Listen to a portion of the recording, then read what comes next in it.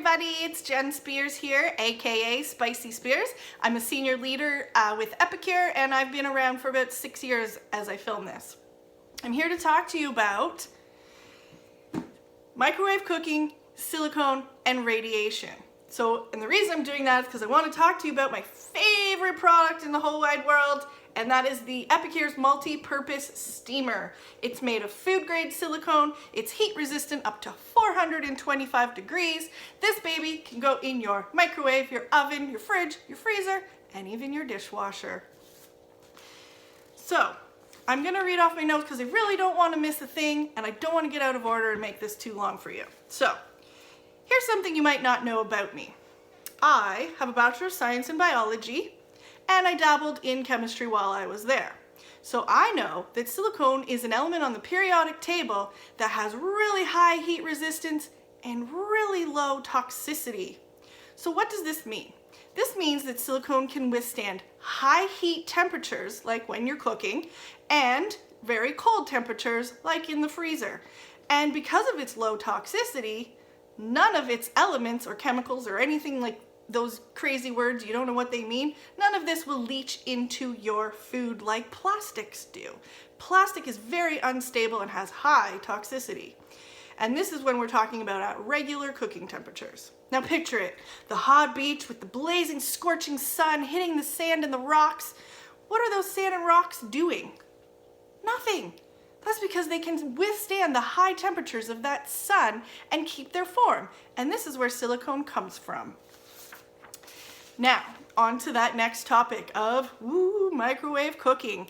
Anything I say in this video is all my own interpretation and anything I've learned along the way. So now after I got my Bachelor of Science in Biology, I decided that wasn't quite enough, and I went back to school again for 3 more years to study medical radiation technology, aka I became an X-ray technologist. So 3 years of learning and practicing about radiation. So here's how I've interpreted radiation after my learnings. Now, do I avoid hanging out in X-rays all day long? Absolutely. X-rays are very high energy and have lots of kilovoltage in them. Now, am I afraid of microwaves? Absolutely not. Microwaves are just little, and they come in with just enough energy to bounce off the food. And that causes the water molecules that are in the food to bounce around and vibrate off of each other. And what happens when things vibrate and rub up on each other? It causes friction. And that friction causes heat. And this heat is what in turn actually cooks your food. It's not the radiation like people picture. So there is no radiation just hanging out in your food afterwards like some people think. And what people have a misconception of is it's the heat.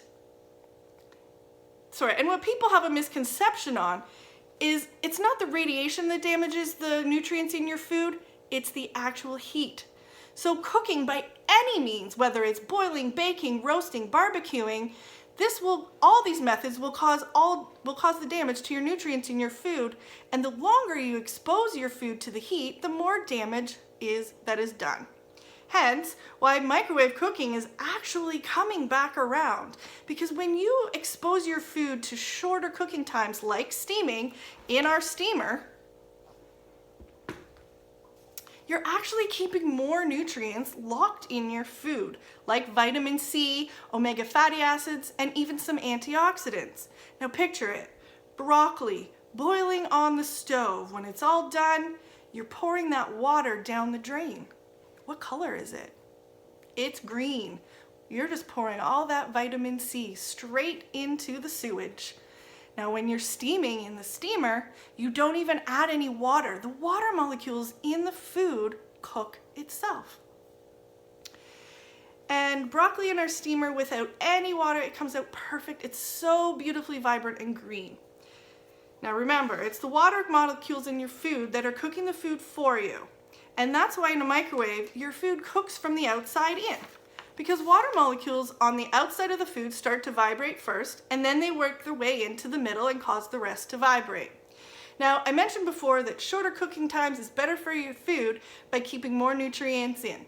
So here's your education and your homework. Go Google Harvard microwave and check out the studies that they're starting to do. They're the ones who are starting the vibe of bringing the microwaves back in so people can cook nice and quick and keep lots more nutrients in their food. Now here's the biggest thing you need to know though. The material you are cooking in. It's still very important to avoid microwaving food in unstable chemical leaching plastic material. So cook your food in a safer, more stable material like glass or our silicone steamers that doesn't leach with the heat. I hope this video has helped you have a better understanding of my interpretation of microwaves and radiation and microwave cooking in our steamers. Thanks for watching.